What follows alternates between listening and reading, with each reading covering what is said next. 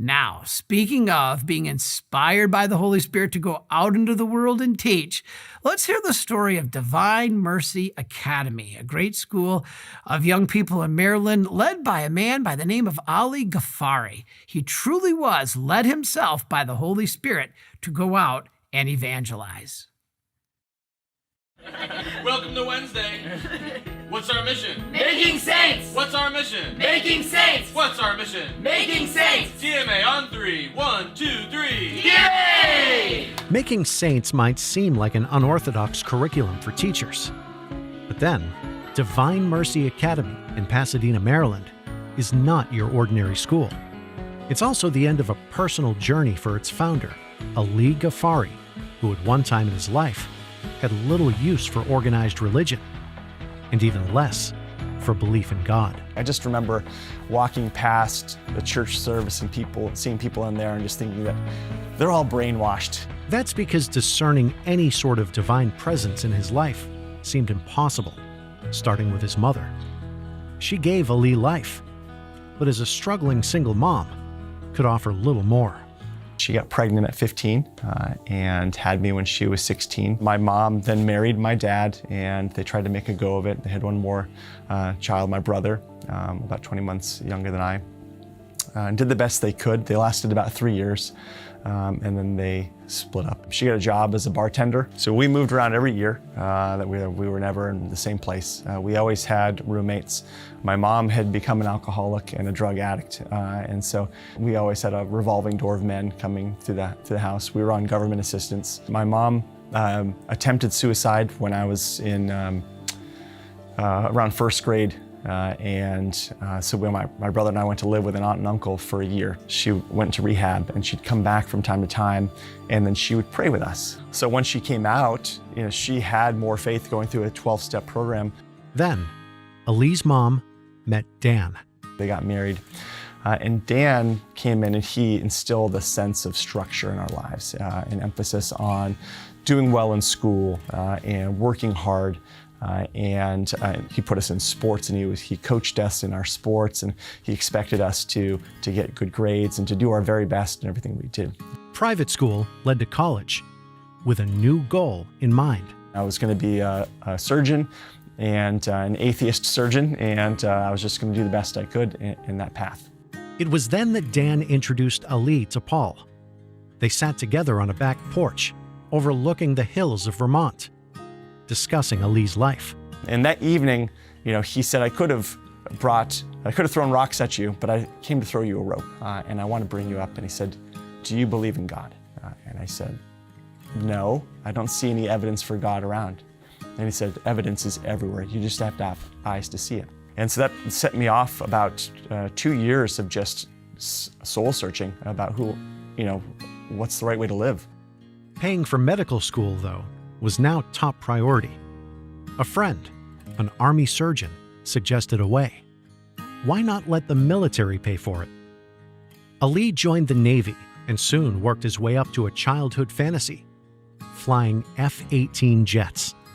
His career showed him the face of war, and Ali patrolled oil platforms in the Persian Gulf, Iraq, and then in Afghanistan, in support of operations in Helmand Province. The next year saw medical school go away, but also marriage to Mary, who converted to Catholicism, and starting a family. It was also time for Paul to come back into Ali's life. He said, by the way, how are you doing with your faith?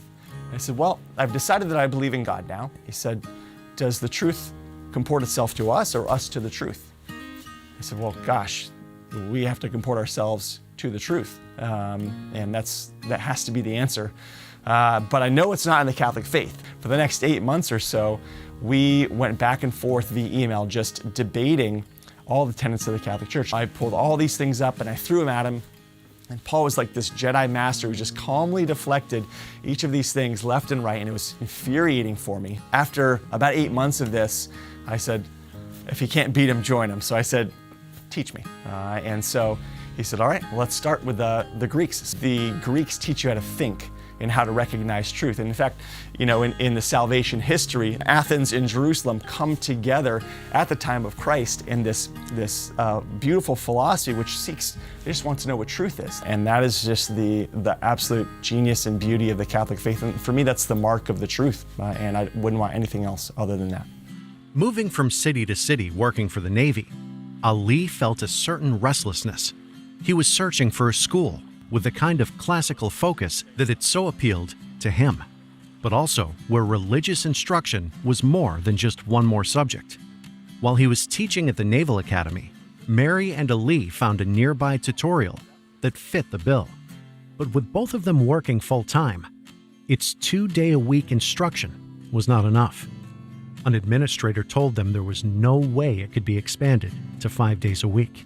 But then she looked right at Ali and said, but someone needs to, because there is a need in this area. And so we came home and Ali kind of told me that he was thinking that maybe God was calling him. My initial human reaction was, oh man, we're so unqualified, so unprepared.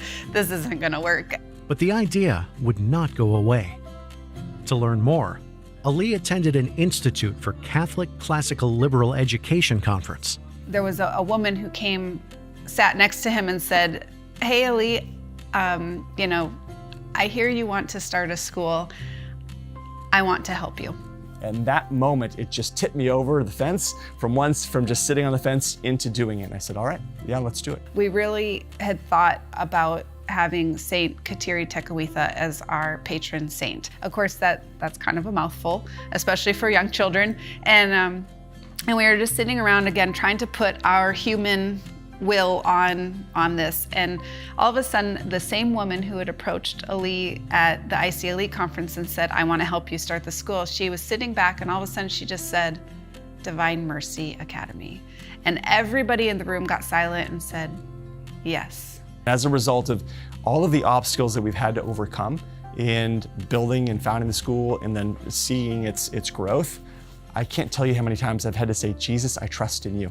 And so personally, my faith has grown and my trust in the Lord and my expectation that He will provide for us has just gone off the charts. Divine Mercy Academy started small, with a handful of teachers and students in the basement of a Lutheran church.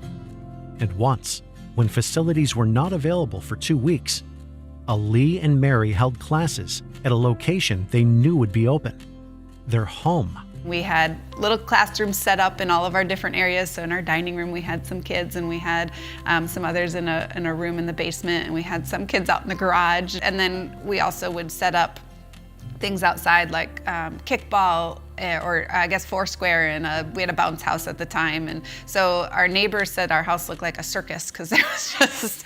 The Battle of Hastings, 1066. The Crusades.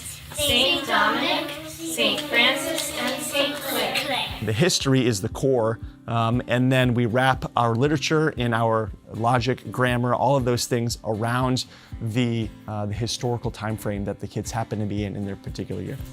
So then we'll bring in whatever classic works that pertain to that particular time period. We really wanted them to know that God is part of everything that they do, and not just one subject once a week or once a day. That it was through God that we see everything in our world, that we see science, that we learn science, that is through God that math, comes to life. Yes, we want them to learn the academics. We want them to be fully functional humans, but our mission is to make them saints. Our mission is to get them to know and love and serve God throughout their whole life. Divine Mercy Academy now has 120 students and is looking to expand. Oh, and whatever happened to Paul? He and Ali still collaborate as authors of a book exploring the modern-day predictions found in J.R.R. Tolkien's writings.